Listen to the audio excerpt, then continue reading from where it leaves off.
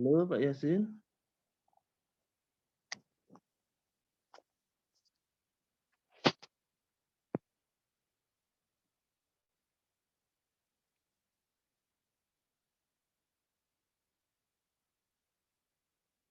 Halo, halo.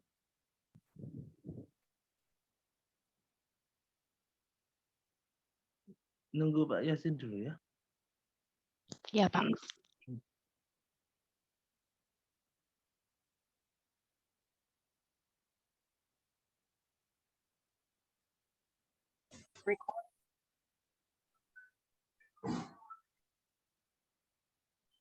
Assalamualaikum. Waalaikumsalam. Waalaikumsalam. Mana foto ini saya ini nggak tampil. Wah.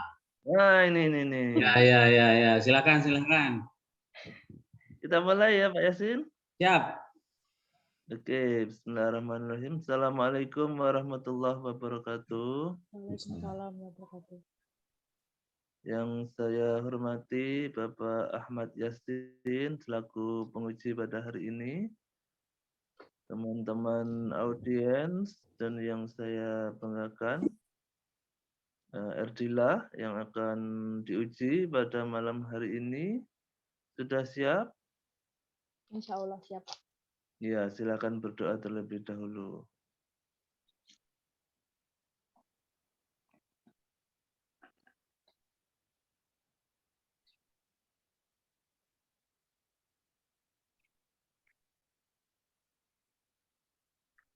Sudah, Pak. Ya, alhamdulillahirrahmanirrahim. Pada hari ini akan dilaksanakan ujian proposal atas nama Saudari Erdila Pramesti. Sebelum ujian dilaksanakan, nanti akan ada presentasi dan juga pertanyaan dari audiens. Malam ini nampaknya luar biasa, sampai 40 peserta ya, ini satu kelas sendiri nih Pak Yasin. Jadi ya, memang seharusnya offline ya, tetapi karena ada keterbatasan waktu ya antara masing-masing penguji sehingga terpaksa hari ini kita adakan online. Tetapi ternyata ada hikmahnya ya, sehingga adik-adikmu bisa melihat secara langsung ujian itu seperti apa, agar mereka nanti bisa belajar ya. Ya, untuk mempersingkat waktu saya persilakan Erdila untuk presentasi. Tidak lebih dari 10 menit ya. Silakan. Siap, Pak. Terima kasih, Bapak. Assalamualaikum warahmatullahi wabarakatuh. Selamat malam, teman-teman semua. Saya mengucapkan terima kasih kepada Bapak Dr. Arashi Fahrullah, SMS, SOS MSI, selaku dosen fungsi 1 sekaligus dosen pembimbing. Terima kasih Bapak telah meluangkan waktu. Terima kasih atas segala arahan dan bimbingan selama proses penyusunan skripsi ini. Terima kasih juga kepada Bapak Ahmad Yasin, selaku SPD MSI, selaku dosen penguji 2 yang telah hadir. Terima kasih juga teman-teman audiens yang telah menyempatkan waktu pada malam hari ini. Izinkan saya memperkenalkan diri. Saya adalah Pramesti. Di sini saya akan mempresentasikan proposal skripsi saya yang berjudul Pengaruh ZIS, Zakat, Infak, Sedekah terhadap tingkat kemiskinan studi kasus Kabupaten Sidoarjo.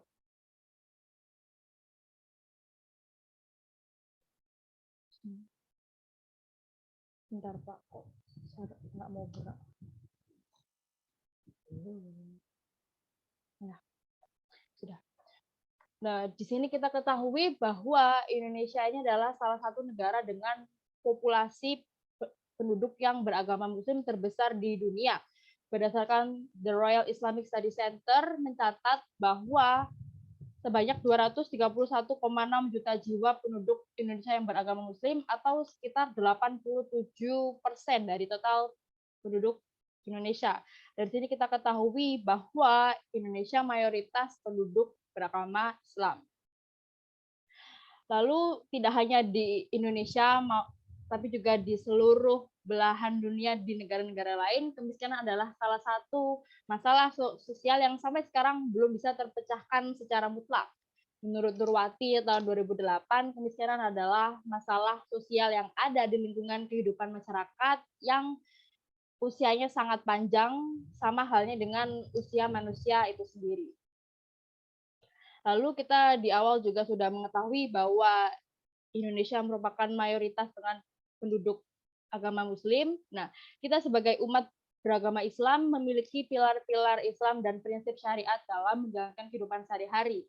Salah satunya adalah rukun Islam. Nah, zakat adalah salah satu rukun Islam yang zakat merupakan rukun Islam yang keempat, di mana kita sebagai umat Muslim diwajibkan untuk menunaikan zakat dan memberi sebagian harta kita kepada saudara yang lebih berhak.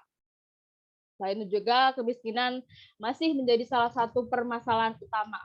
Nah, segala upaya telah dilakukan pemerintah dalam upaya pengentasan kemiskinan, mulai dari bantuan langsung tunai BLT, ada bansos, juga ada program bantuan di bidang pendidikan seperti beasiswa, lalu juga ada pemberdayaan masyarakat seperti pelatihan di balai latihan kerja dan sebagainya. Nah, di sini ZIS memiliki potensi sebagai sarana pemberdayaan umat atau kebijakan alternatif dalam pengentasan kemiskinan. Bisa dilihat yang saya tampilkan adalah sebuah grafik sederhana, sumbernya adalah dari Basnas tahun 2018. Jadi di sini bisa kita lihat bahwa setiap tahun itu potensi dana ZIS terus meningkat, yang awalnya 3,7 triliun, lalu 5 triliun, lalu 6,5 triliun, dan 8,1 triliun. Nah, pada 2021, Pusat Kajian Strategis Basnas mencatat bahwa terdapat potensi dana zakat di Indonesia sebanyak 327 triliun dengan realisasi 14,. Nah, hal ini meningkat sebanyak 33,38% dari tahun-tahun sebelumnya. Nah, melihat potensi dana ZIS yang terus meningkat ini, dapat disimpulkan bahwa semakin tahun semakin naiknya kesadaran masyarakat akan menunaikan zakat, infak, dan sedekah.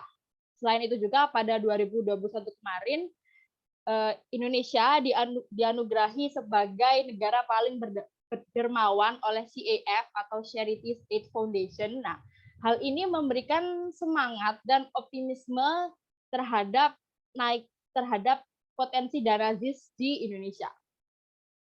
Rumusan masalahnya yang pertama adalah bagaimana penyaluran dana ZIS di Kabupaten Sidoarjo, bagaimana tingkat kemiskinan di Kabupaten Sidoarjo, apakah penyaluran dana ZIS ini berpengaruh terhadap tingkat kemiskinan di Sidoarjo. Tujuan dari penelitian ini sendiri yang pertama bertujuan untuk menganalisis bagaimana penyaluran serta penghimpunan dana ZIS di Kabupaten Sidoarjo, untuk menganalisis bagaimana tingkat kemiskinan di Kabupaten Sidoarjo, untuk menganalisis apakah ZIS berpengaruh terhadap tingkat kemiskinan di Kabupaten Sidoarjo. Lalu selain itu, manfaat dari penelitian ini adalah diharapkan bahwa penelitian ini dapat membantu dalam pengembangan teori-teori makro Islam, khususnya pada zakat dan pengentasan kemiskinan. Lalu penelitian ini juga diharapkan sebagai salah satu sumber referensi bagi peneliti selanjutnya. Kajian pustaka yang pertama adalah kemiskinan yang sudah saya jelaskan di awal tadi. Menurut Nurwati 2008 bahwasanya kemiskinan adalah masalah sosial yang akan terus ada di masyarakat, sangat panjang, sangat lama, sama halnya dengan usia manusia itu sendiri. Nah, menurut BPS tahun 2008, kemiskinan ini terbagi menjadi beberapa jenis. Yang pertama adalah kemiskinan relatif.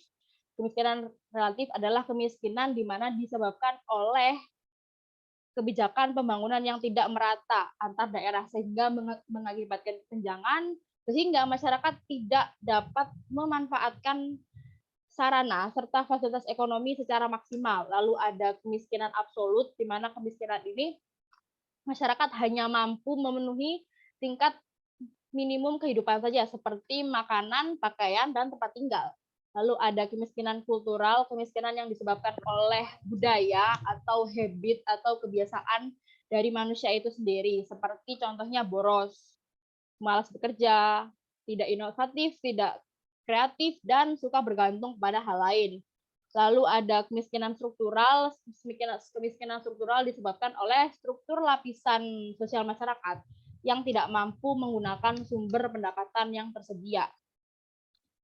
Jika kemiskinan berdasarkan sifat terbagi menjadi dua, ada alamiah, ada buatan. Kalau alamiah itu berdasarkan faktor alamiah seperti sakit, cacat, usia lanjut, sehingga tingkat produktivitasnya rendah atau tidak bisa bekerja lagi. Ataupun juga seperti kena dampak bencana. Lalu kemiskinan buatan adalah diakibatkan oleh modernisasi atau pembangunan secara terus-menerus. Ini biasanya terjadi di negara-negara berkembang. Ketika terjadi terjadi pembangunan secara terus-menerus, terjadinya kesenjangan antar daerah, begitu. Lalu ada zakat, infak, sedekah. Yang pertama adalah zakat. Zakat ini terbagi menjadi dua, ada fitrah dan zakat mal. Menurut Undang-Undang Nomor 38 Tahun 1999 Pasal 11, zakat fitrah adalah sejumlah bahan pokok yang ditunaikan oleh umat Islam setiap bulan Ramadan. Sedangkan zakat mal sendiri, zakat yang wajib ditunaikan dari segi harta, seperti zakat pertanian, zakat peternakan, zakat emas dan perak, juga zakat hasil perdagangan atau harta. Menurut lalu ada infak. Infak ini hampir sama dengan zakat, mengeluarkan sebagian harta untuk kepentingan sesuatu. Menurut Quran surah Al-Baqarah ayat 215, yang berarti mereka bertanya kepadamu tentang apa yang mereka nafkahkan. Hendaklah diberikan kepada ibu bapak, kaum kerabat, anak-anak yatim, dan orang-orang miskin, dan orang-orang yang sedang dalam perjalanan. Nah, lalu kita pindah ke sedekah. Sedekah adalah pemberian dari seorang muslim terhadap saudaranya secara sukarela dan spontan. Berbeda dengan infak dan zakat, sedekah ini tidak harus harta. Kalau kata orang-orang sedekah itu apa saja. Kalau kayak bisa dibilang kalau senyum itu katanya juga pas sedekah. Jadi mari kita sama-sama bersenyum bersama, itu sudah sedekah. Sedekah sendiri dilandasi oleh Quran surah Al-Hadid ayat 18 yang Allah berfirman bahwa sesungguhnya orang-orang yang bersedekah baik laki-laki maupun perempuan dan meminjamkan kepada Allah dengan pinjaman yang baik akan dilipat gandakan balasannya bagi mereka. Dan mereka akan mendapatkan pahala yang mulia. Lalu ada penyaluran dana dan penghimpunan dana ZIS. Berdasarkan keputusan Presiden RI nomor 8 tahun 2001, dibentuknya Basnas atau Badan Amil Zakat Nasional sebagai lembaga independen pemerintah yang berwenang dalam penghimpunan, pengelolaan, dan penyaluran dana zakat kepada masyarakat. Wewenang Basnas juga didukung oleh Undang-Undang Nomor 23 Tahun 2011. Penelitian terdahulu dari sekian banyak penelitian terdahulu, ini adalah 3 yang saya jadikan sebagai salah satu sumber referensi utama. Yang pertama adalah Yuliana dan kawan-kawan tahun 2020, pengaruh dana zakat, infak, dan sedekah terhadap kemiskinan di kabupaten atau kota provinsi Aceh. Lalu ada Pratama Y tahun 2015 dengan judul Peran Zakat dalam Penanggulangan Kemiskinan Studi Kasus Program Zakat Produktif pada Badan Amil Zakat Nasional. Lalu ada Muniarti dan Beik tahun 2013, pengaruh zakat terhadap IPM dan tingkat kemiskinan mustahik studi kasus pendayagunaan Basnas Kota Bogor. Dari ketiga penelitian terdahulu di atas, secara keseluruhan kesimpulannya adalah zakat ini berpengaruh terhadap tingkat kemiskinan, jadi mengurangi, jadi adanya angka penurunan di kemiskinan. Kerangka berpikir ini adalah yang saya gunakan. Yang pertama adalah melihat kemiskinan sebagai masalah sosial yang masih ada di masyarakat. Lalu kita bisa lihat di bawahnya data di lapangan secara nyata. Menurut BPS itu terjadinya peningkatan penduduk miskin yang awalnya 27,76 juta jiwa naik jadi 27,77 juta jiwa. Lalu di sini kita menyadari adanya zakat atau ZIS sebagai kebijakan alternatif dalam upaya pengentasan zakat. Potensi dana zakat nasional menurut hasil riset dari Basnas itu mencapai 217 triliun menurut Canggih et al. Tahun 2017. Lalu di sini menggunakan analisis regresi linear sederhana dan hasil pembahasan. Lalu kita berpindah ke bab 3 yaitu metodologi penelitian. Di sini saya menggunakan jenis penelitian kuantitatif, yaitu di sini data yang saya gunakan adalah menggunakan dalam bentuk angka. Penelitian kuantitatif saya bersifat kausal. Penelitian kausalitas bertujuan untuk mengetahui melihat hubungan kausal variabel bebas dan variabel terikat. Jenis dan sumber data yang saya gunakan adalah data sekunder atau data yang tidak langsung, data yang diperoleh dari lembaga atau institusi. Di sini saya menggunakan data bersumber dari Basnas dan BPS. Lalu populasi dan sampel, populasinya adalah Basnas dan BPS, sampelnya adalah teknik sampling jenuh, yaitu populasi itu sendiri yang menjadi sampel. Teknik pengumpulan data, data sekunder, dan studi kepustakaan seperti jurnal, artikel, buku-buku.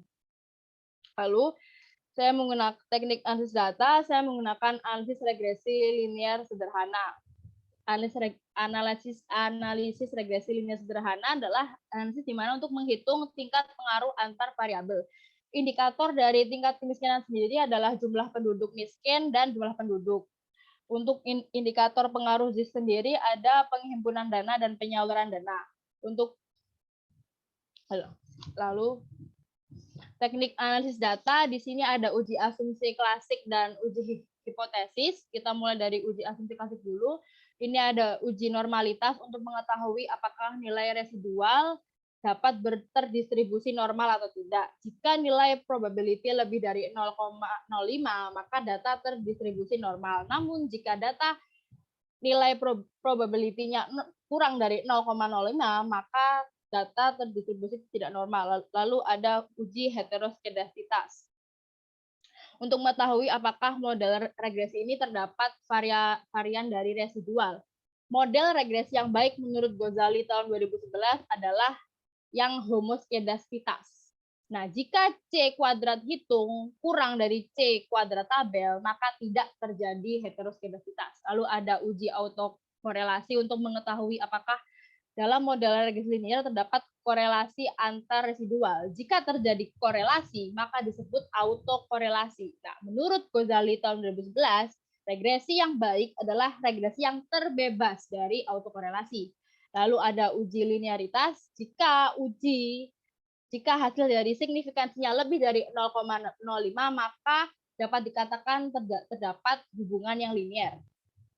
Lalu ada uji hipotesis, ada uji T, untuk mampu menunjukkan pengujian atas masing-masing variabel bebas. Jika T tabel lebih dari T hitung, maka H0 diterima. Tidak terpengaruhnya variabel bebas secara individu terhadap variabel terikat. Namun jika T tabel kurang dari T hitung, maka H0 ditolak, menunjukkan bahwa terpengaruhnya variabel bebas secara individu terhadap variabel terikat. Lalu ada uji R kuadrat atau koefisien determinasi. Di sini untuk mengetahui seberapa besar persentase kontribusi pengaruh variabel independen secara serentak pada variabel dependen. Nilai R kuadrat harus di antara 0 sampai 1. Jika R kuadrat sama dengan 1, artinya terjadi keselarasan sempurna antara variabel dependen dan independen. Namun jika R kuadrat sama dengan 0, artinya tidak terdapat hubungan antar variabel. Sekian yang dapat saya sampaikan. Mohon maaf apabila ada salah kata. Terima kasih. Wassalamualaikum warahmatullahi wabarakatuh. Saya kembalikan ke Pak Fahrul. Waalaikumsalam warahmatullahi wabarakatuh. Ya, sebelum penguji memberikan pertanyaan, saya persilakan audiens untuk bertanya kepada Erdila. Ya, Dila. Baik, Bapak. Terima kasih atas kesempatannya. Di sini saya mau tanya kepada Kak Erdila. Menurut Kakak, Suaranya kurang keras, permisi. Oke, apakah sudah terdengar jelas, Kak? Udah. Oke. Ya, aku mau tanya sama Kak Erdila. Menurut Kakak, apa realisasi dana ZIS itu sudah maksimal? Terima kasih. Ya, makasih. Pak, ini langsung dijawab. Silakan. Ya? Oh ya. Menurut saya secara pribadi dalam proses penyusunan proposal skripsi ini, saya sudah membaca sekali banyak beberapa artikel, jurnal, bahkan web-web berita. Dapat saya simpulkan bahwa realisasi dana zakat belum secara maksimal karena yang tercatat oleh lembaga resmi itu tidak sebanyak yang disalurkan secara tidak resmi.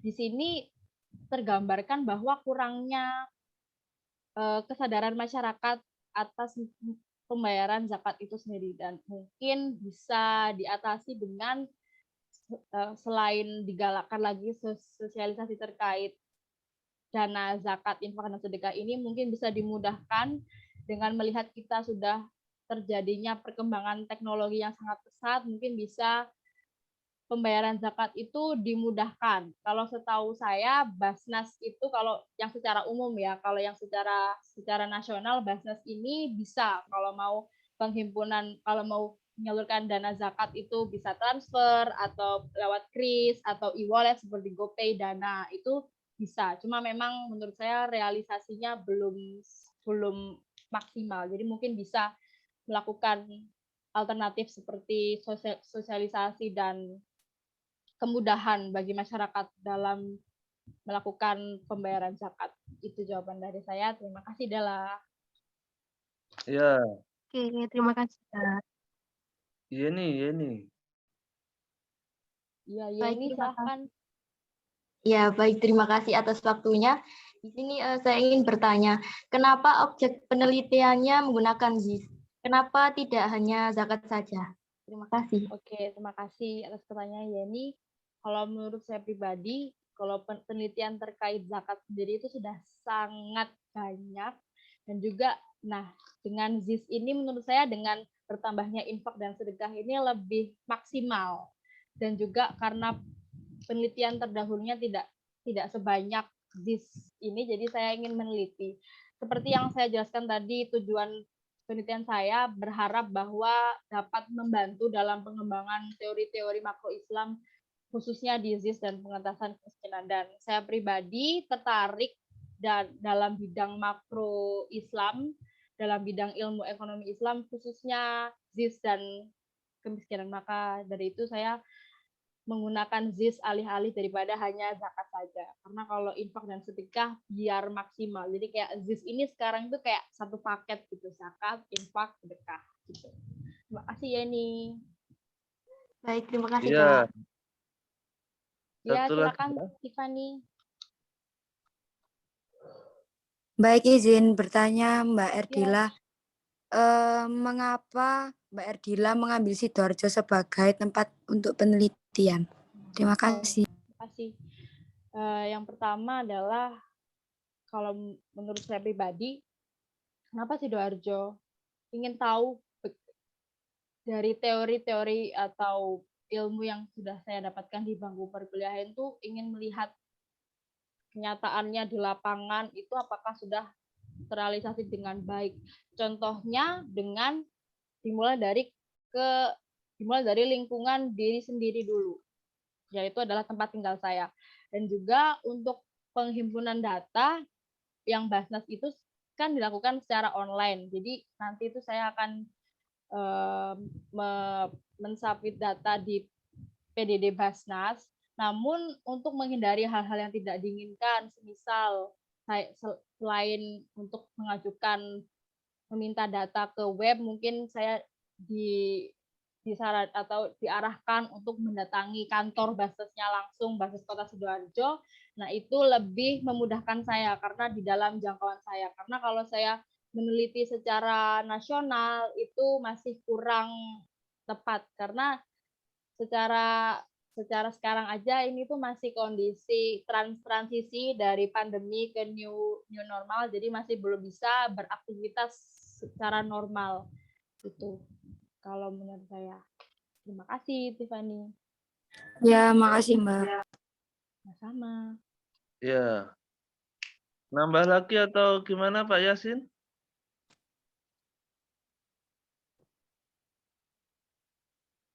Ikut Pak Fahrul aja. Monggo. Ada lagi nggak yang mau nanya? Tapi pakai ini dong, on cam dong. Itu Pak, ada yang tanya Pak. Nah ini. Ayo Haris, tunjukkan wajahmu.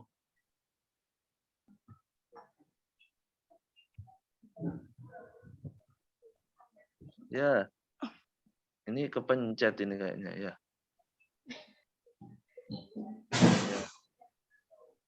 Mana ini? Ada lagi nggak?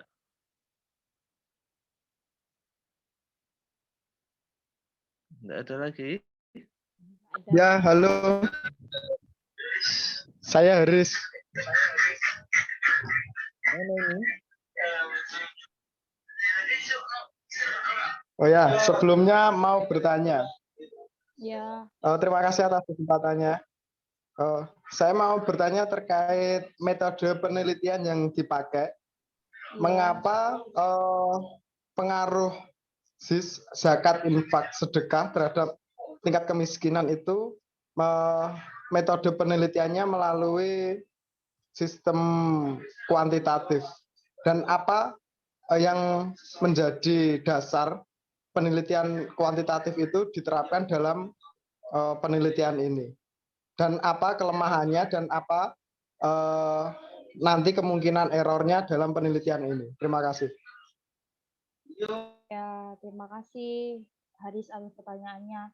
Pertama-tama, ini menurut Sugiono tahun 2018, penelitian kuantitatif adalah metode penelitian yang berideologi pada filsafat positivisme, biasanya digunakan untuk meneliti suatu populasi atau sampel tertentu. Kenapa kuantitatif? Karena penelitian atau data yang digunakan ini dalam bentuk angka.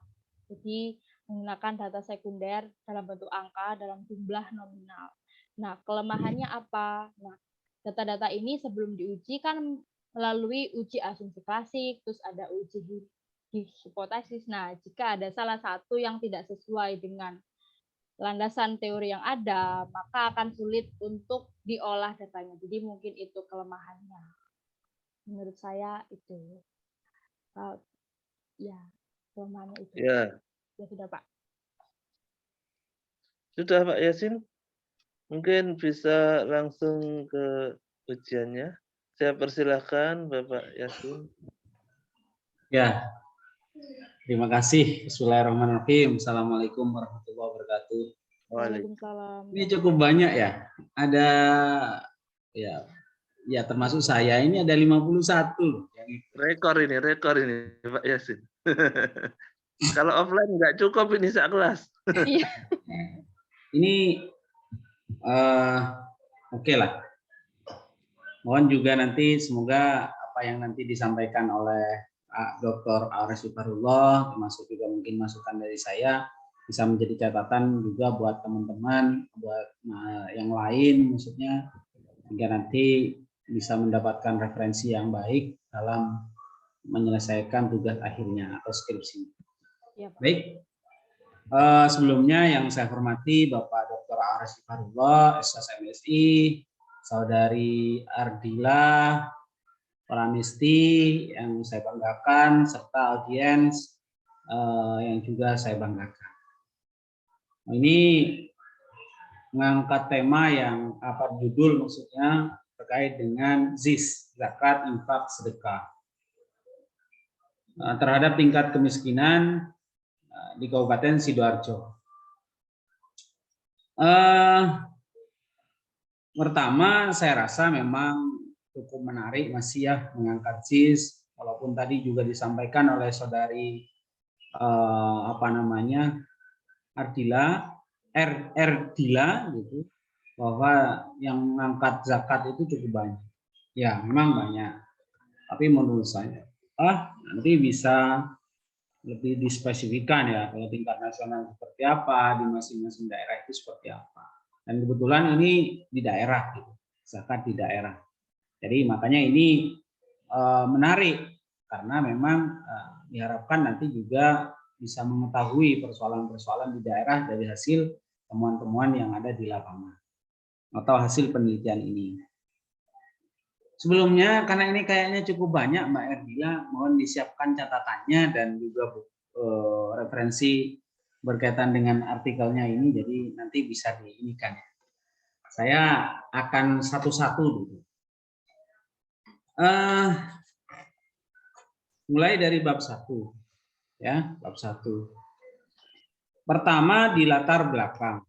Kalau melihat judul, maka tentu yang harus ada dan banyak dikupas terkait dengan ZIS, ya kan? Atau penerimaan zakat, infak, sedekah baik secara nasional maupun pembahasannya di objek, yaitu di Sidoarjo. Itu harus lebih banyak di situ. Dan saya tidak menemukan itu. Karena itu adalah merupakan sesuatu yang mendasari kenapa kok kamu ngambil judul ini dan di Sidoarjo. Nah, itu persoalan permasalahan itu. Itu yang pertama. Nanti mohon benar-benar disampaikan kira-kira berapa penerimaan zakat di Sidoarjo. Targetnya berapa? Mungkin itu ada data. Kalau misalnya tidak, mungkin ada di Basnas Sidoarjo. Coba nanti cari terkait dengan data tersebut. Targetnya berapa? Di Jawa Timur ada. Masa di Sidoarjo tidak? Kecuali memang Sidoarjo tidak ada yang namanya lembaga bukan lembaga ya, badan amil zakatnya. Badan amil zakat Sidoarjo itu yang menampung seluruh data tersebut ya, termasuk juga LAS harus juga melaporkan kepada BAS yang ada di Sidoarjo, Basnas Sidoarjo gitu ya. Kedua, memang ada pembahasan terkait dengan kemiskinan, tapi tidak spesifik, ya kan? Tapi tidak spesifik. Tentu yang ingin saya inikan itu adalah seperti apa kemiskinan di Sidoarjo sebagai objek, gitu kan? Kalau secara nasional mungkin bisa atau ada lah, ya kan? Secara statistik dan lain sebagainya itu ada. Tapi di Sidoarjo seperti apa? Jangan-jangan di Sidoarjo sudah single digit, ya kan? Sehingga nanti tidak menarik penelitiannya kalau misalnya sudah tidak terlalu atau tidak banyak nih kemiskinan. Nah, oleh sebab itu berkaitan dengan objek mungkin bisa ditampilkan persoalan. Jangan hanya di tingkat nasional, tapi di objek atau permasalahan, ya kan? Masalah di objek itu harus bisa ditampilkan di latar belakang. Sehingga benar-benar menarik di penelitian yang dilakukan oleh saudari Mbak Erdila. Itu yang pertama, gitu ya. Nah, tenang, masih banyak. Terus yang kedua, banyak menampilkan data di bab 1, tapi sumbernya kurang. Bahkan ada banyak catatan saya, dan mungkin kalau ada waktu Mbak Erdila itu bisa ketemu saya di kampus, bisa mengambil catatan saya di lembar ini. Misalnya di paragraf 1 itu data itu, tapi sumber tidak ada. Di halaman 1 ya, paragraf 1 itu data, ya kan? Data, tapi sumber tidak ada. Itu kan ya. Di halaman 2 juga paragraf 2, itu kan ya. Mungkin perlu juga gitu, mengkaji. Sepemahaman saya Mbak Erdila, tidak ada karya ilmiah yang mengatakan saya, kita, itu tidak bisa. Gitu ya. Mohon nanti bisa dicermati. Ini seperti yang telah kita ketahui, nggak bisa gitu. Kalau udah tahu kenapa kok kita teliti gitu kan ya. Nah, itu seperti itu. Jadi kata saya, kata kamu, kata kita itu nggak bisa dimasukkan dalam karya ilmiah. Kata-kata itu lebih spesifik kepada tampilkan aja data, tampilkan aja sumber rujukan yang memang relevan terhadap judul, gitu ya. Itu seperti itu. Ada juga yang berkaitan dengan, ingat bahwa keindahan skripsi itu kan juga ada keindahan-keindahannya ya, keindahan dalam penulisan karya ilmiah. Misalnya harus bisa memahami bahwa paragraf itu terdiri dari beberapa kalimat. Ya kan? Coba lihat di paragraf yang ketiga, hanya satu kalimat loh. Nah, oleh sebab itu mungkin bisa diberikan penjelasan, tambahan apa dan lain sebagainya ya. Dan karena bicara keindahan di karya ilmiah itu, antar paragraf itu kadang harus ada sambungannya. Kalau di atasnya bahas kemiskinan, di bawahnya kemiskinan yang mungkin berhubungan dengan apa, dan seterusnya dan seterusnya. Jadi jangan sampai lepas gitu. Oleh sebab itu nanti di paragraf di kalimat di latar belakang ini mungkin bisa diperbaiki. Yang kedua, pakailah kata-kata yang baku. Misalnya tolok ukur, bukan tolak ya, tolak angin nanti bahaya nanti jadi tolak angin. Tolok ukur gitu kan ya. Nah, atau pakai yang istilah-istilah yang yang baku gitu, bukan istilah yang baku ya, kata baku gitu. Karena ini adalah karya ilmiah. Ada banyak sebenarnya di bab 1 yang mungkin perlu saya inikan ya. Yang tadi yang sudah saya sampaikan tentang kemiskinan, silakan. Boleh buat tabel, boleh. Boleh tampilkan kemiskinan secara nasional berapa, di Sidoarjo berapa. Minimal ambil 3 tahun saja, ya kan? Minimal ambil 3 tahun. Itu yang harus dilakukan, ya. Termasuk juga banyak yang perlu dikasih sumber dan lain sebagainya. Itu di latar belakang memang harus ada perbaikan yang signifikan, Mbak Erdila. Ya, harus ada. Nah, saya tidak mau lama-lama, silahkan besok itu atau kapan bisa nemui saya, ambil ini. Ya, catatannya bisa diambil. Terus yang kedua ini ya, masih di bab 1. Rumusan masalah. Ini penting. Ada judul, selanjutnya judul. Kenapa ngambil judul? Dijelaskan di latar belakang. Selanjutnya rumusan masalah. Rumusan masalah ini bentuknya pertanyaan. Pasti itu bentuk pertanyaan. Pertanyaannya harus berkaitan dengan judul. Kalau pengaruh atau tadi disampaikan kausalitas, ya kan? Maka tentu pertanyaannya dalam bentuk kausalitas. Misalnya, apakah X berpengaruh terhadap Y? Gitu kan ya? Harus seperti itu. Ya kan? Entah dia pakai regresi berganda, pakai regresi sederhana, seperti itu. Kalau ini hanya tadi disampaikan regresi sederhana, makanya cukup satu pertanyaan. X terhadap Y, itu aja. Itu yang ini ya. Tapi memang saya perlu bertanya ini kepada saudari Ardila. Ini ZIS ini dipisah atau tidak? Paham pertanyaannya saya? ZIS ini dipisah atau tidak? Jadi satu, Pak. Jadi nanti jadi satu. Oh iya. iya. Kan indikatornya kan ada penghimpunan dana dan penyaluran dana. Nah, nanti data dari Basnas itu zakat berapa, infak berapa, sedekah berapa, itu nanti dijadikan satu. Oh ya. Oke. Enggak, maksudnya karena penjelasannya ZIS ini adalah bagian dari, maksud saya yang tadi, makanya saya konfirmasi apakah ZIS nanti datanya dikumpulkan sendiri jadi variabel X1, apakah infak jadi variabel X2, apakah sedekah jadi variabel, tidak. Oke. Ya, oke, kalau gitu maka rumusan masalahnya nanti bisa diperbaiki. Terus yang kedua, tujuan. Tujuan itu hubungannya dengan rumusan masalah. Misalnya apakah X berpengaruh terhadap Y, kan itu ya. Maka tujuannya adalah untuk mengetahui apakah X berpengaruh terhadap Y, itu tujuannya. Ya. Jadi mohon nanti diperbaiki. Oke, kalau manfaat dan lain sebagainya tidak perlu saya bahas. Yang terakhir ini adalah batasan. Ingat, batasan itu macam-macam.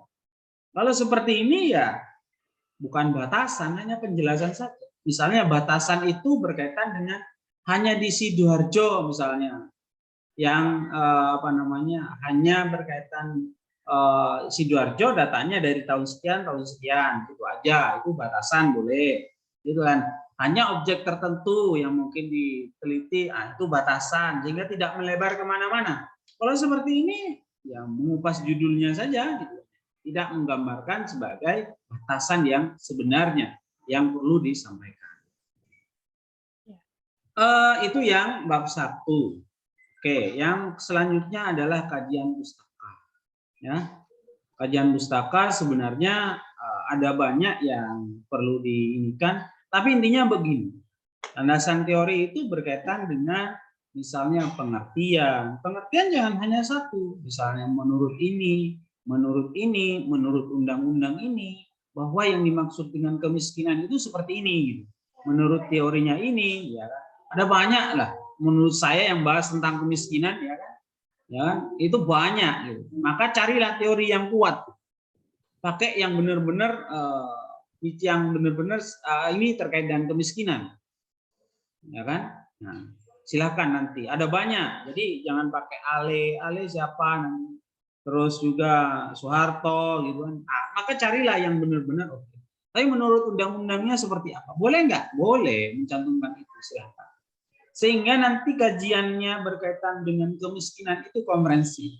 Sehingga kamu bisa menggambarkan seperti apa sih kemiskinan. Seperti misalnya di sini, kemiskinan, pengertiannya seperti apa, jenis-jenis kemiskinan, terus ukuran kemiskinan.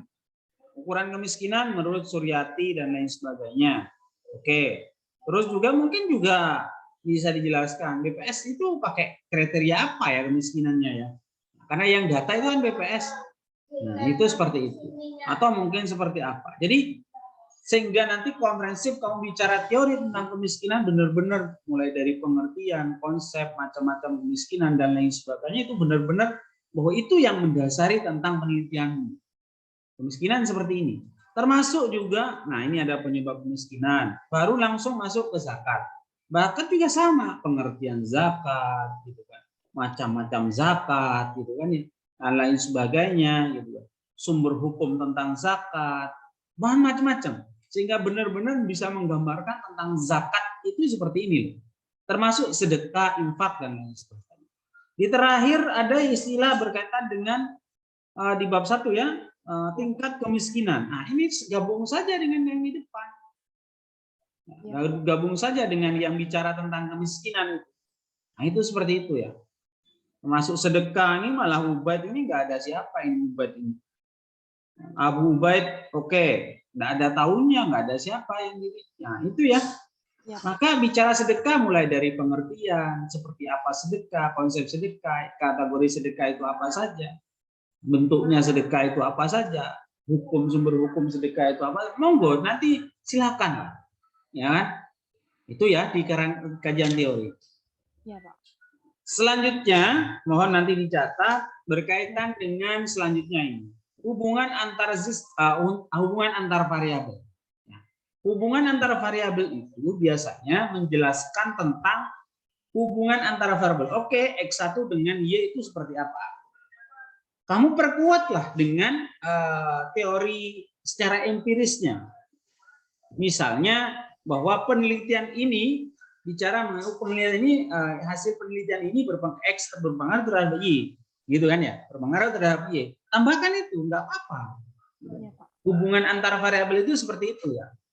Masukkan teorinya, kan, bahwa secara teoritis ada hubungan. Makanya baca tuh buku zakat dan hubungannya dengan kemiskinan. Nah, itu yang perlu saya sampaikan kepada Mbak Erdila maksudnya. Maka bacalah buku tentang itu.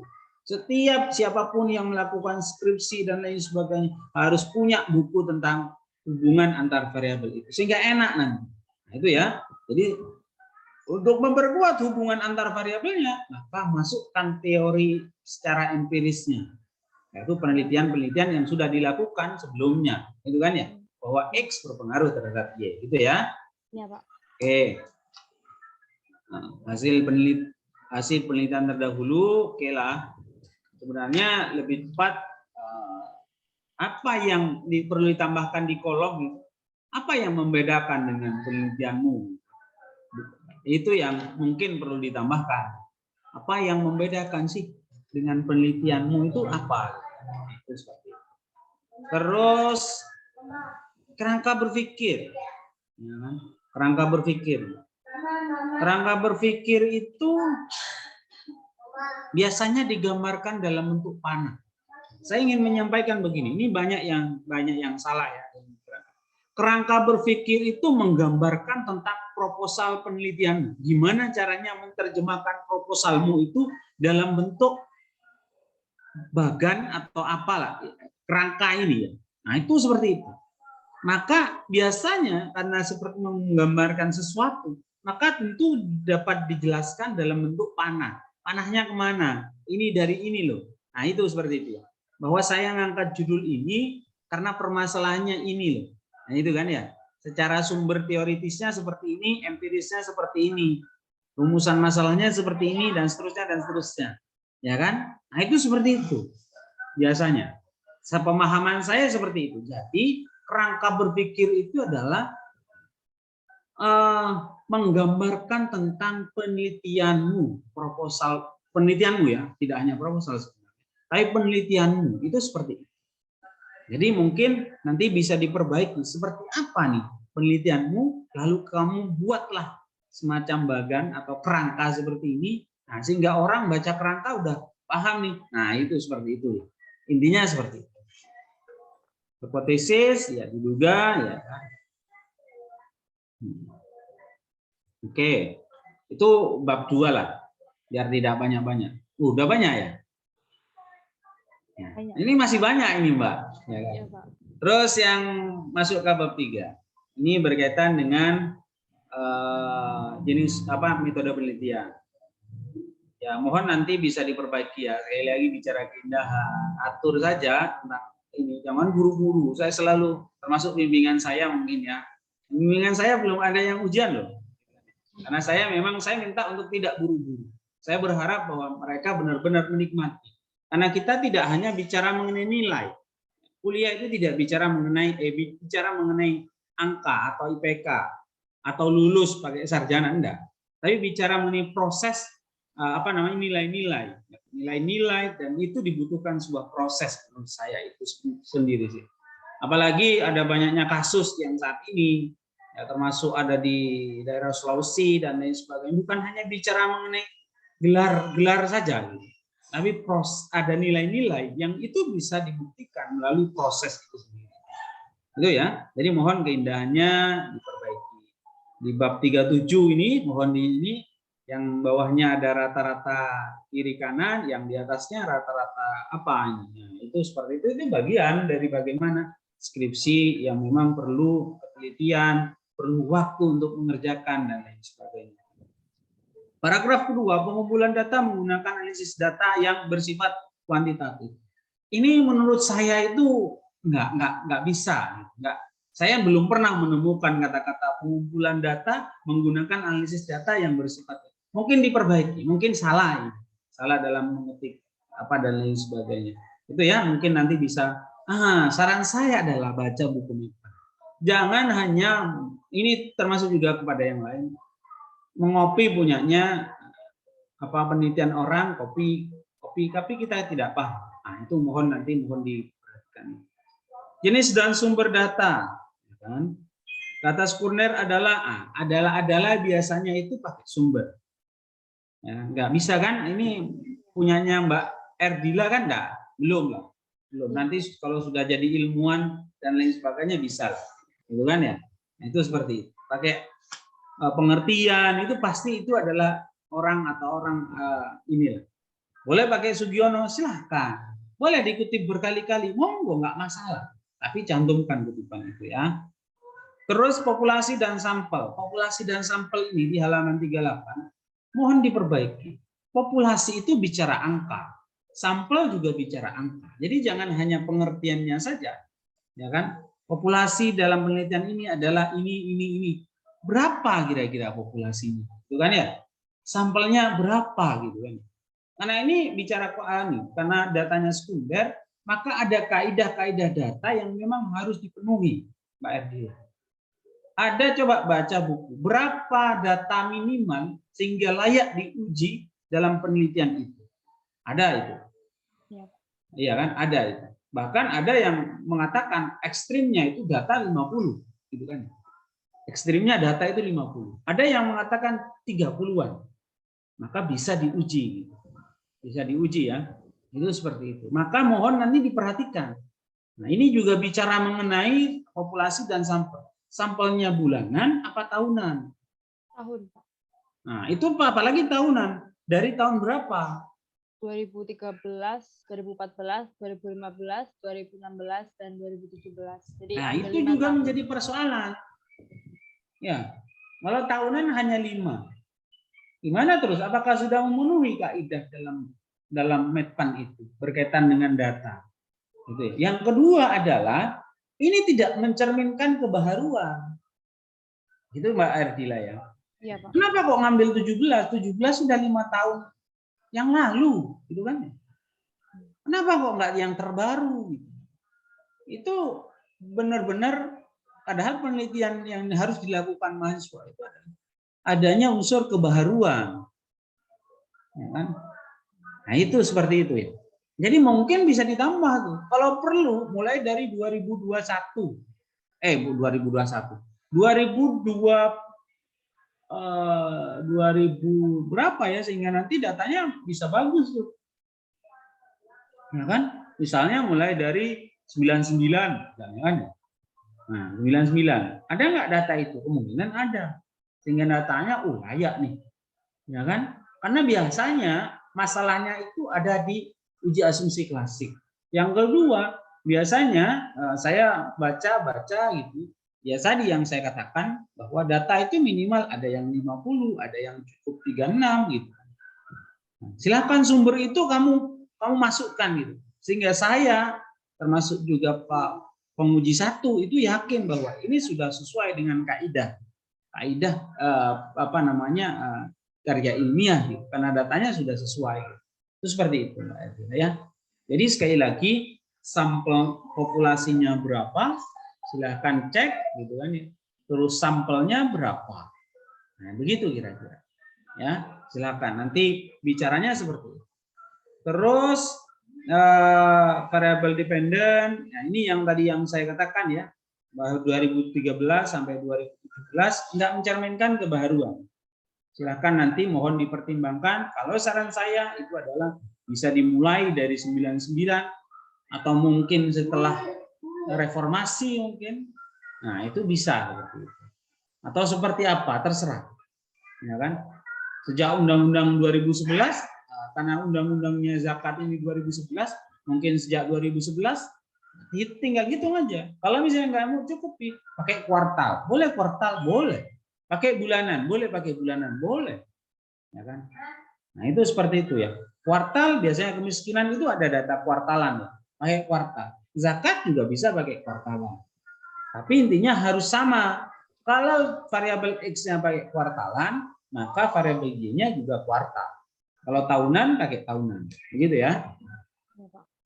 Itu ya yang tadi yang mungkin harus dipahami bahwa keterbaruan itu harus benar-benar diinikan. Jadi jangan hanya ini, karena nanti Pak tahun 2017 itu angka penerimaan zakat cukup tinggi. Ya nggak bicara gitu. Kita bicara mengenai keterbaruan daripada penelitian yang bisa kamu lakukan. Itu seperti itu. Ya, Pak. Nanti tinggal kamu bisa menerjemahkan tentang tahun ini terjadi apa, tahun ini terjadi apa, dan seterusnya dan seterusnya. Itu adalah fenomena yang bisa kamu masukkan di pembahasan. Terus, teknik analisis data. Ini X-nya itu realisasi penyaluran dana zakat. Ya kan? Ini gimana ini? Padahal di depan itu adalah pengaruh ZIS yang tadi diinikan itu adalah bukan penyaluran, tapi penerimaan. Tapi di X-nya, di teknik analisis data, ini pakai realisasi penyaluran zakat yang X. Mohon nanti hati-hati, karena rumus ini nanti akan diinikan kepada orang. Pakai yang mana yang benar-benar. Datamu itu bicara data. Pakai penerimaan atau pakai yang penyaluran. Nah itu ya, nanti mohon dicek berkaitan dengan itu Mbak Ervina. Oke, yang lain termasuk juga nanti ini uji T itu mohon nanti diberikan penjelasan cukup rinci ya, sehingga nanti kategori signifikasinya berapa ya kan. Oh ini ada menentukan taraf signifikasi dan lain sebagainya. Terus juga nanti bisa diberikan penjelasan yang cukup rinci terkait dengan ini ya, terkait dengan UJT, karena ini memang hanya UJT saja. UJT saja. Biasanya kalau berkaitan dengan regresi sederhana itu ya tidak perlu UJR. Nah, ada juga yang mengatakan bahwa kalau regresi sederhana itu juga tidak perlu ada uji asumsi klasik. Tapi kalau saya masih pemahaman saya ya, data sekunder itu tetap harus diuji asumsi klasik. Hati-hati karena begini ya. Biasanya ya Mbak, data sekunder itu kalau kemiskinan selalu ada autokorelasi ya Pak? Ya, selalu ada itu. Tidak bebas itu biasanya ya. Kenapa? Karena datanya itu mirip-mirip. Ya kan? Nah, maka itu yang harus hati-hati. Maka silakan run datanya, terus diuji coba, ya kan? Kalau enggak tambah. Nah, bisa dikurangi, tambah. Itu kan ya. Biasanya seperti itu. Coba yang ini dulu, nggak usah dilemkan atau di apa dan lain sebagainya, jangan. Itu kan ya, karena itu nanti bisa beda gitu. Nah, cuman karena ini yang satunya itu persentase, satunya itu nominal angka, itu kamu harus cari cara yang betul itu. Caranya harus betul gitu. Iya kan? Data yang zakatnya itu adalah angka nominal, terus kemiskinannya itu adalah angka persentase. Begitu ya datanya ya. Maka ya tentu kamu sekali lagi pesan saya harus baca terkait dengan buku medpennya. Jangan sampai tidak baca, jangan sampai hanya baca skripsinya orang atau jurnalnya orang, kamu tidak paham. Ingat, jurnal itu ya, itu tidak menggambarkan secara detail terkait dengan medpen. Karena anggapannya di jurnal itu orang yang baca jurnal, orang yang sudah memiliki kemampuan dasar untuk memahami medpen. Tapi kalau misalnya Mbak Erdila masih belum memahami, maka harus baca bukunya. Buku medpen, buku siapa saja. Medpen itu ya. Nah, itu seperti itu. Mungkin itu Mbak Erdila yang bisa saya sampaikan. Nah, yang terakhir nih, yang terakhir ini daftar pustakanya banyak. Iya. Tapi sudah dikutip betul-betul semua atau tidak? Khawatir begini, pada saat diminta untuk masukkan jurnal, diminta untuk Mendeley, tinggal antara 15, 10 itu nggak layak sebenarnya di jurnal. Ya. Oleh sebab itu mulai disusun semua, ini termasuk juga yang lain ya. Itu minimal itu artikel itu 30 rujukan gitu. Nah, ya kan, minimal 30. Ada banyak teman-teman kalian yang sebelumnya ya, angkatan sebelumnya itu ada yang hanya 10, ada yang 15. Kalau gimana tuh? Saya mau tidak meluluskan mereka. Itu apa dosanya saya ini? Dimarahi sama Pak Dr. Arasi Fahrullah nanti saya. Nah, itu maksudnya. Tapi mumpung karena saya menguji Pak Erdila, mohon kutipannya itu yang banyak. Biar nanti keren gitu. Kalau misalnya nanti ini bagus bisa diterbitkan di jurnal di luar. Itu seperti itu ya. Itu Pak. Seperti itu Mbak Erdila. Ya, Pak. Jadi silakan nanti diperbaiki. Saya menyatakan sebagaimana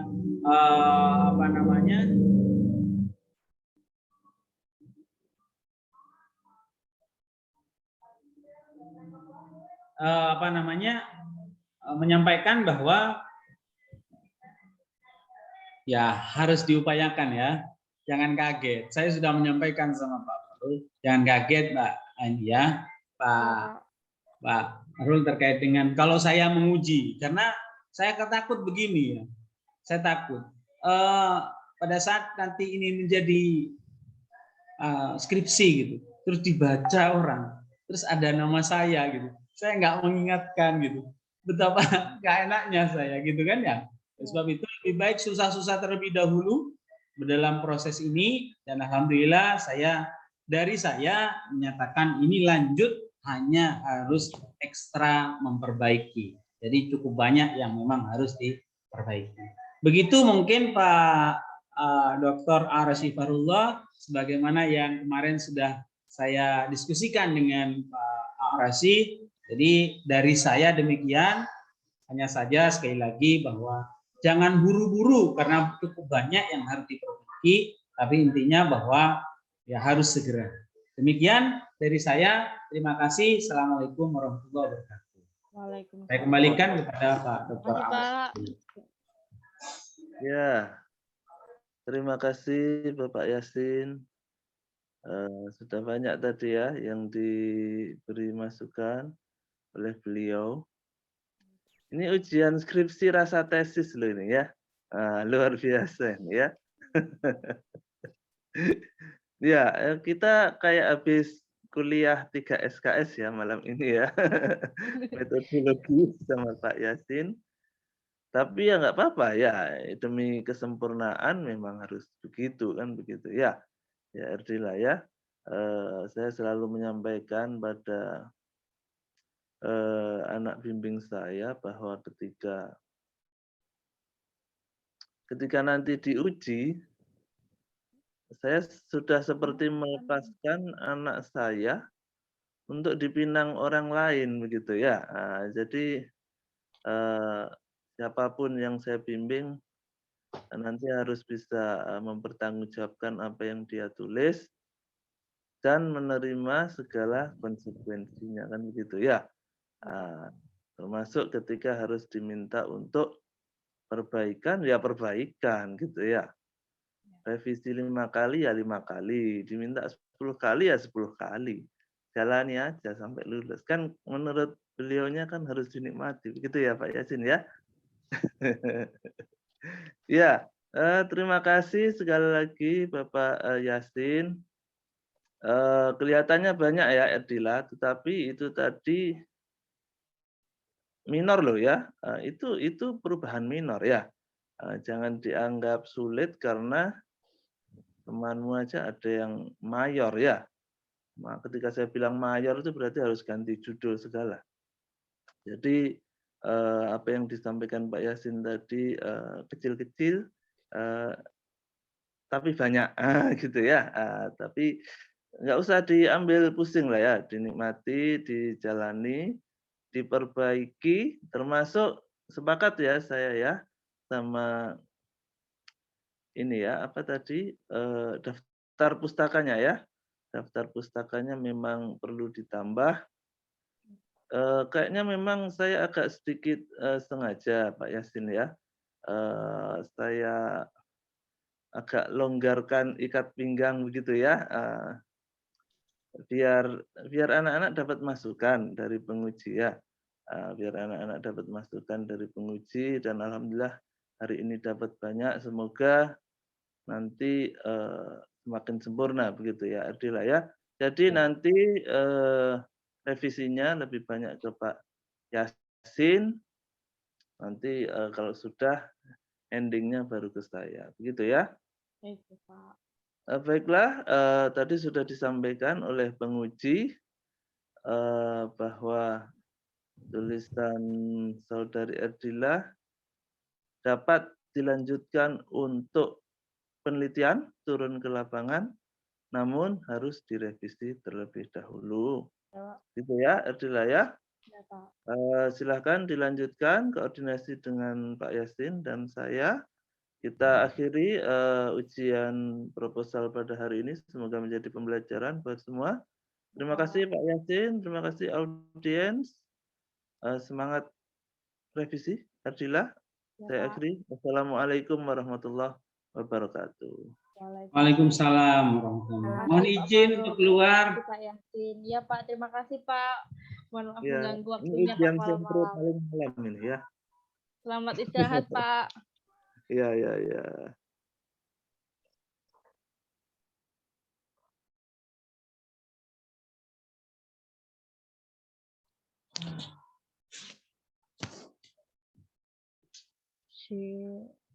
Terima kasih teman-teman, boleh Congrats, Kak. ya. Terima kasih ya. Selamat Dila. Kak. Selamat, Kak. Selamat. Congrats, Kak. Terima kasih. Coba berpose dulu, aku mau moto kamu. Kak, kok serem, Kak? Ngapain nangis? Ayo Dil Selamat. sama laporannya Dil, coba. Mau screenshot. Jelek Cak, biasa Satu, orang dua, gak biasa apa-apa. orang di G6, iki aku di rumah. Ya besok foto lagi, ayo cepetan. Ya. 1, 2, 3. Ya tonton. Selamat. 1, 2, 3. Mantap. Selamat. Enak online, ngap enak online. Selamat. Jangan lupa ditraktir. Nangis, kenapa nangis? Kan udah selesai. Ini loh yang belum selesai ini loh. Semangat. Lampu iku nangis iku artinya apa? Dila, jangan nangis. Terharu, Tak terharu. bantuin poin-poinnya Pak Yasin. Tenang, ada orang dalam ini. Iya. Makasih. Haji kapan? Kan kapan mau ngomong aja kan itu. Dadah, makasih ya. Aku tak end buat semuanya. Selamat. Ya, thanks ngap. Jangan lupa